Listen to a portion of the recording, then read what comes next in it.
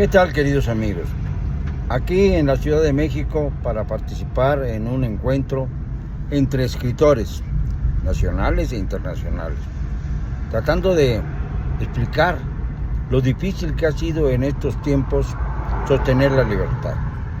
No es sencillo escribir, primero como periodista y luego ya como escritor, todas las atrocidades que han ocurrido durante estos años, sobre todo por la terrible presión que se ejerce contra quienes tratamos de enarbolar la bandera de la libre expresión.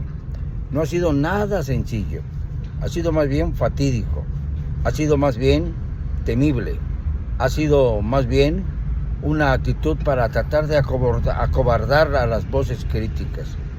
Pero hoy me reuní con un grupo de escritores y todavía tengo que volver más tardecito, a las 7 en punto, para hablar de lo trascendente que ha sido para todos nosotros el hecho de haber sobrevivido hasta hoy frente a las acechanzas, las amenazas, las advertencias de quienes manejan las cosas en este país.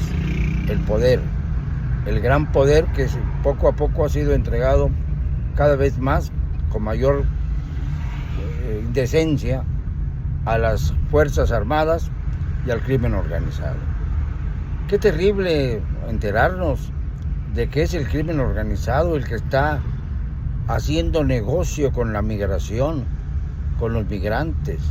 Qué terrible saber que en nuestro país no se puede remediar nada sin que se tenga que hablar con el ejército.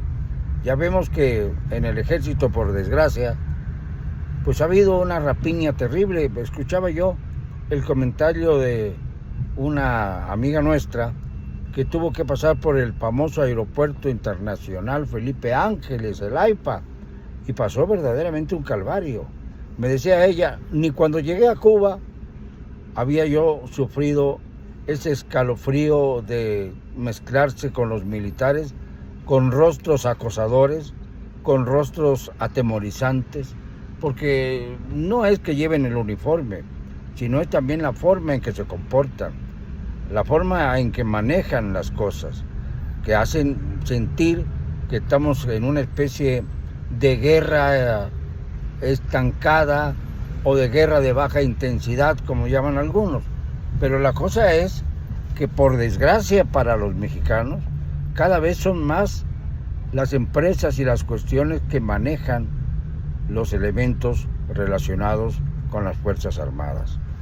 Ya incluso por aquí y por allá se escuchan voces, hoy mismo las he escuchado, en el sentido de que hay grupos de militares que no están tranquilos, que están bastante disgustados porque no ha habido forma de hacer valer los valores de la Constitución, de la independencia, sobre todo en estos días patrios.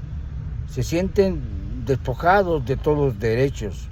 Incluso hay militares que se oponen a la forma en que han manejado las relaciones entre los altos mandos y el presidente de la República.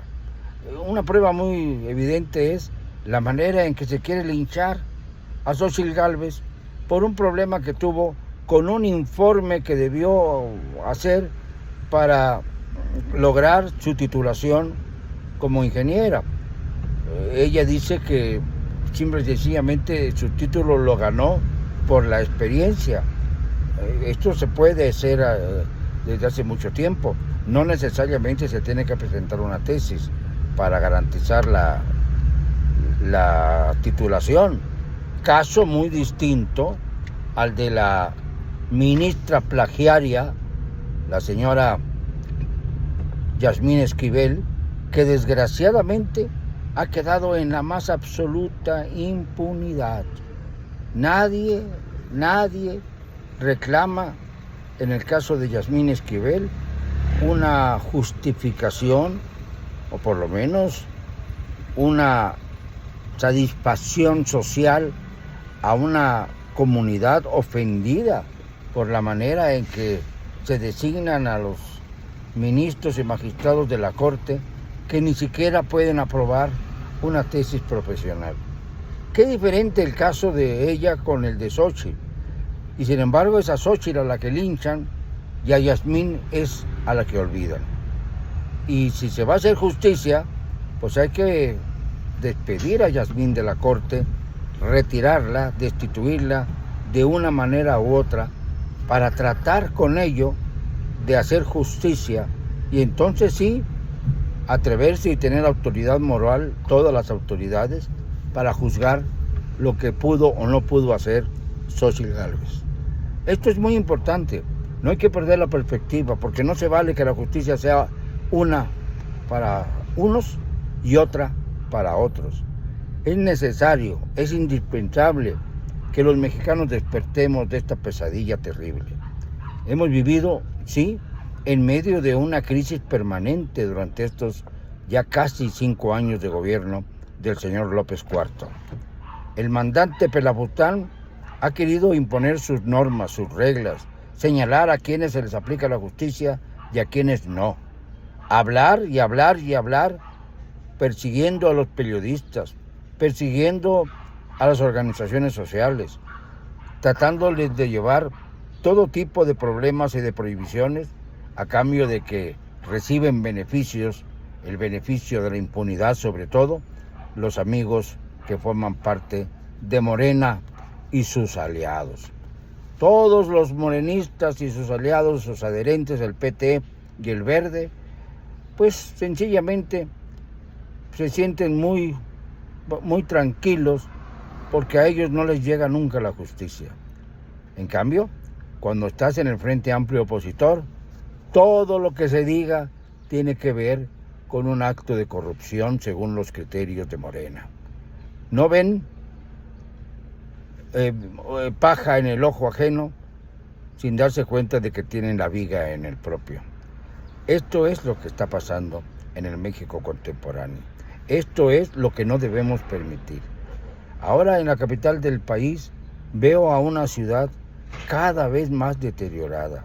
Ese absurdo, por ejemplo, de convertir la glorieta de Colón en una especie de glorieta para vindicar a la mujer con un antimonumento en el pedestal, sobre el pedestal en el que estaba el descubridor, bueno, el hombre que hizo posible el encuentro entre dos mundos, Cristóbal Colón, y atrás una esfinge delgada, triste, de lo que se supone es una mujer indígena. Esa glorieta es para mí el espejo vivo de lo que significa la Cuarta Transformación en la capital del país. Es doloroso, pero hay que decirlo. Una cosa es el empoderamiento femenino y otra cosa muy distinta es el que se toleren conductas vandálicas por parte de algunas damas, de algunas mujeres que no tienen más opción, porque así lo pretenden, que ensuciar bardas, que infringir daños a los monumentos, que convertir al Paseo de la Reforma, que es nuestro orgullo, en una especie de exhibidor de tristezas, casi en alguna zona en letrinas, porque ahí se asientan todos los que protestan, con o sin razón, pero no es el lugar el Paseo de la Reforma. El Paseo de la Reforma es uno de los símbolos de la Ciudad de México más importantes, y ahora lo tenemos casi devastado. Ahí está el Ángel de la Independencia, ahí está la Diana Cazadora, por ahí se llega al palacio, al castillo de Chapultepec, y sin embargo, nadie piensa en los valores históricos de este paseo maravilloso. ¿Por qué? Porque no hay gobierno. Lo que no hay en este país es gobierno. Y esto basta asomarnos al balcón para darnos cuenta de hasta qué punto este gobierno miserable ha logrado destruir los valores intrínsecos a los que tiene derecho la ciudadanía. Una ciudadanía cada vez más afrentada, más golpeada, más dolida, y que naturalmente a la hora de la hora va a cobrarle las cuentas a Morena y a sus adherentes, y sobre todo al mandante Pelafustán, que no ha sido capaz en ningún momento de cambiar las cosas. Es lo que siempre he llamado el gatopardismo de Andrés. Eso es exactamente lo que ha ocurrido en México. No me van a callar. Y lo digo, como siempre, con cero cobardía. Voy a pasar aquí.